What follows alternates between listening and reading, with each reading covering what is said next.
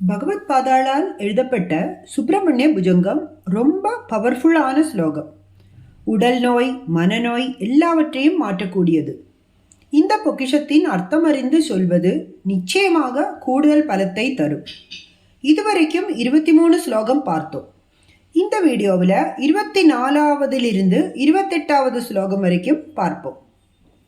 24வது ஸ்லோகம். அகம் சர்வதா துக்கபாராவசன்னோ பவான் தீன பந்துஸ்த்வதன்யம் நயாச்சே பவத் பக்திரோதம் சதா க்ளிப்தபாதம் மமாதீந்திருதம் நாசயோ மாசு தத்துவம். இப்போ இதில் நம்ம ரோக நிவாரணத்துக்காக பகவான் கிட்ட எப்படி வேண்டிக்கணும் அதை நமக்கு ஆச்சாரியார் காண்பிச்சு தரார். அகம் சர்வதா துக்கபாராவசன்னோ.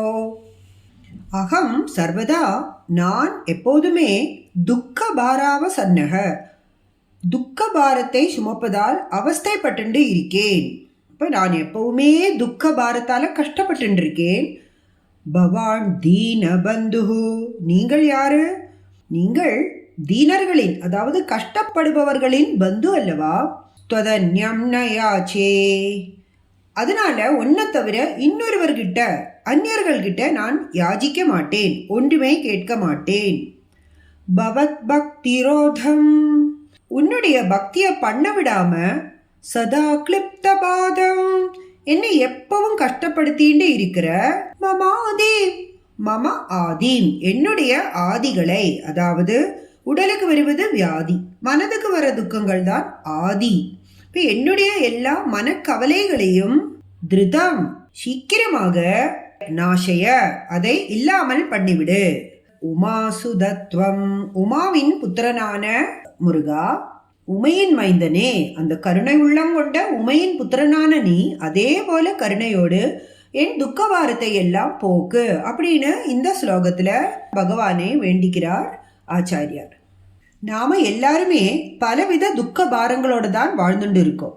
இடையில இடையில துள்ளி விட்டு சுகம் வருது, ஆனாலும் பெரும்பாலும் நேரம் துக்கமே. அப்படி இந்த பந்தங்கள்ல சிக்கி இந்த வாழ்க்கையை வாழ்ந்துட்டு இருக்கும்போது அந்த பகவானை இப்படி பிரார்த்தனை பண்ணுங்கோ, பகவத் பஜனத்தால மட்டுமே உங்களுக்கு சாந்தி கிடைக்கும் அப்படின்னு பகவத் பாதாள் நமக்கு புரிய வைக்கிறார். இனி 25வது ஸ்லோகம் பார்க்கலாம். இப்போ இதுக்கு முன்னால ஸ்லோகத்தில் மனக்கவலைகளை சொன்னார். அவை இருந்தாலும் நாம் எப்படியாவதெல்லாம் வேலை பண்ண முடியும். ஆனால் இந்த உடம்புக்கு ரோகங்கள் வந்துட்டோம்னா அவை நம்மை படுக்க போட்டுவிடும். இப்போ இதையெல்லாம் போக்க ஒரு சுலபமான வழி இருக்கு அப்படிங்கிறார் ஆச்சாரியார். அபஸ்மார குஷ்டக்ஷயார்ஷ பிரமேஹ ஜரோன்மாத குல்மாதி ரோகா மகாந்தஹ பிசாஜாஸ்ச சர்வே பவத் பத்ரபூதிம் விலோக்கிய க்ஷணா தாரகாரே திரவந்தே. இப்போ இந்த ஸ்லோகத்தில் சரீரத்துக்கு வர சில மகாரோகங்களை ஸ்பெசிஃபிக்காக சொல்கிறார். அபஸ்மார குஷ்ட, இப்போ அபஸ்மாரம்னா வலிப்பு, அப்புறம் குஷ்டம். க்ஷயார்ஷ பிரமேக, க்ஷயம்னா சுவாச ரோகம், பிரமேகம் அப்படின்னா சர்க்கரை வியாதி. ஜுவரோன்மாத, ஜுவர உன்மாத, ஜுவரம்னா நம்மளுக்கு வர ஜுவரம், உன்மாதம்னா சித்த பிராந்தி, மனப்பிராந்தி.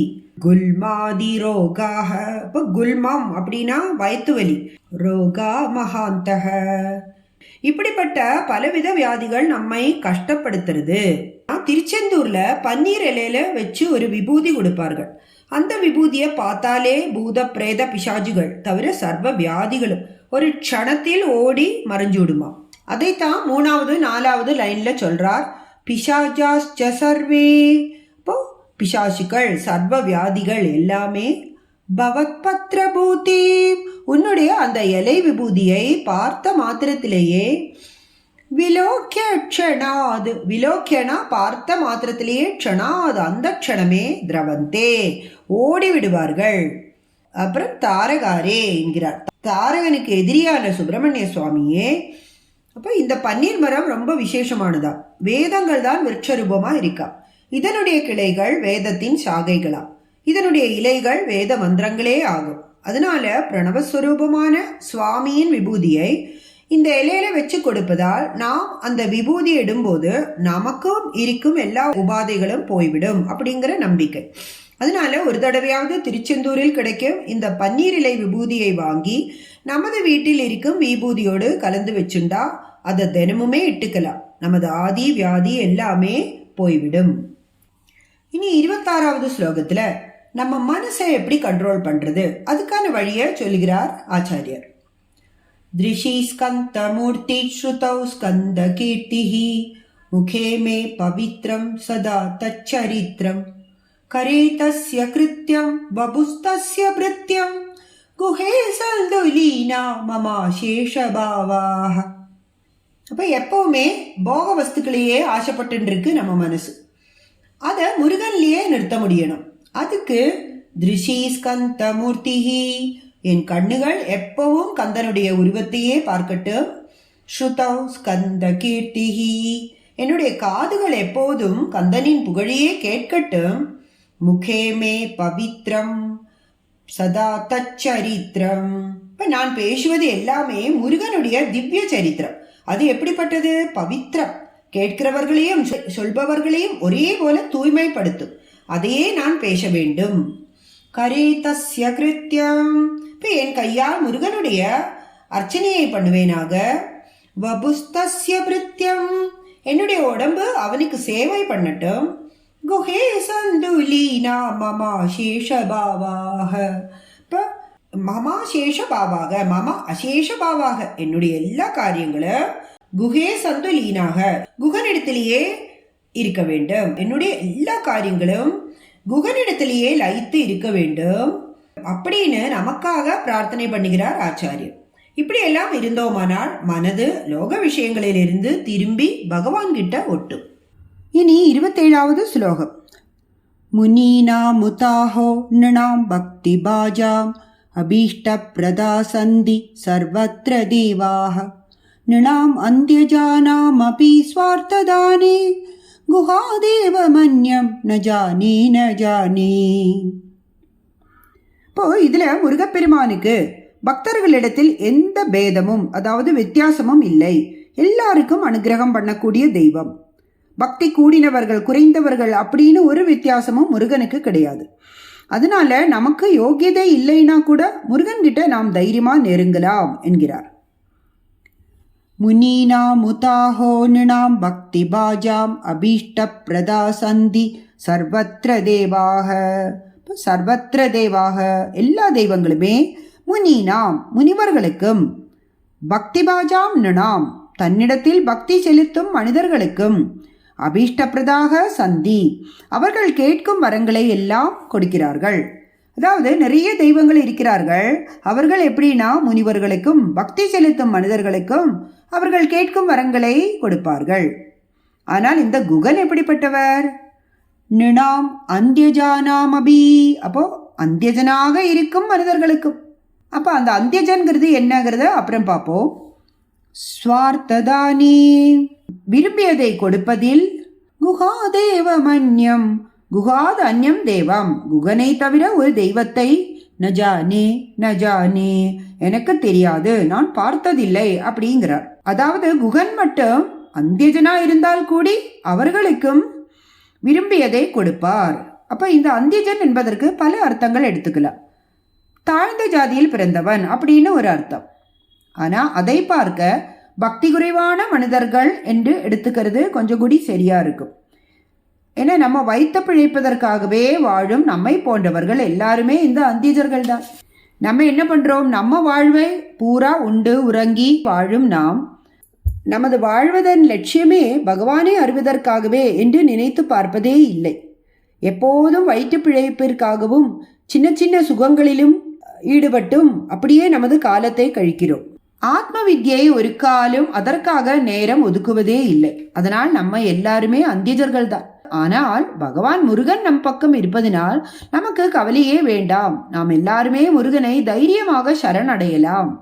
இதை ஊன்றி சொல்வதற்காகவே ஆச்சாரியர் முருகனை போல் இன்னொரு தெய்வத்தை நஜானே நஜானே அப்படின்னு 2 தடவை சொல்றார்.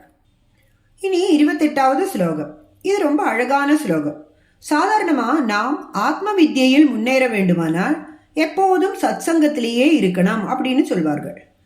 இதுல என்ன வேண்டிக்கிறோம்னா, நம்மை சுற்றி இருப்பவர்கள் எல்லாருமே முருக பக்தர்களாவே இருந்திட வேண்டும் அப்படின்னு வேண்டிக்கிறோம்.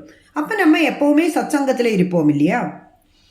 களத்ரம் சுதா பந்துவர்க பசுர்வா நரோவா தனாரி கிருஹே ஏ மதீயாஹ யஜந்தோ நமந்தஸ்துவந்தோ பவந்தம் ஸ்மரந்தஸ்ச தே சந்து சர்வே குமார. ஹே குமாரா அப்படின்னு கூப்பிடுறார். கிரிஹே என்னுடைய வீட்டில் உள்ள களத்ரம் சுதா பந்து வர்க்க மனைவி பிள்ளைகள் மற்றும் அப்பா அம்மா அண்ணா தம்பி அது போன்ற பந்து வர்க்கங்கள் எல்லாருமே பசுர்வா இப்போ வீட்டில் இருக்கும் பசு நாய் பூனை அப்படி போன்ற மிருகங்களோ எல்லாமே நரோ வா தனாரி இப்போ மற்ற மனிதர்களோ ஆண்களோ பெண்களோ கிரிஹே ஏ மதியாக ஏ மதியாக என்னுடையவர்கள் என்று நான் நினைக்கும் எல்லாருமே, அதாவது என் பந்து ஜனங்கள் தவிரவும் என் சிநேகிதர்கள், ஆபீஸில் வேலை பண்ணும் சக ஊழியர்கள், அப்படி என்னுடன் சம்பந்தப்பட்ட எல்லாருமே யஜந்தோ நமந்த ஸ்துவந்தோ பவந்தம்.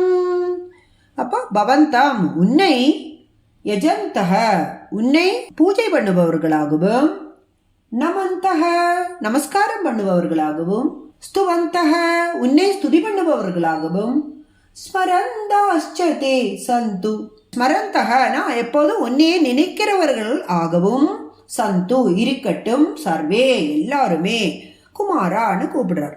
அதாவது நம்மை சேர்ந்தவர்களும் நமக்கு அனுகூலமாக இருந்தால்தான் நாமும் எளிமையாக வாழவும், தான தர்மங்கள் பண்ணவும், பகவானிடத்தில் பக்தி வைக்கவும் தடை இல்லாமல் இருக்கும்.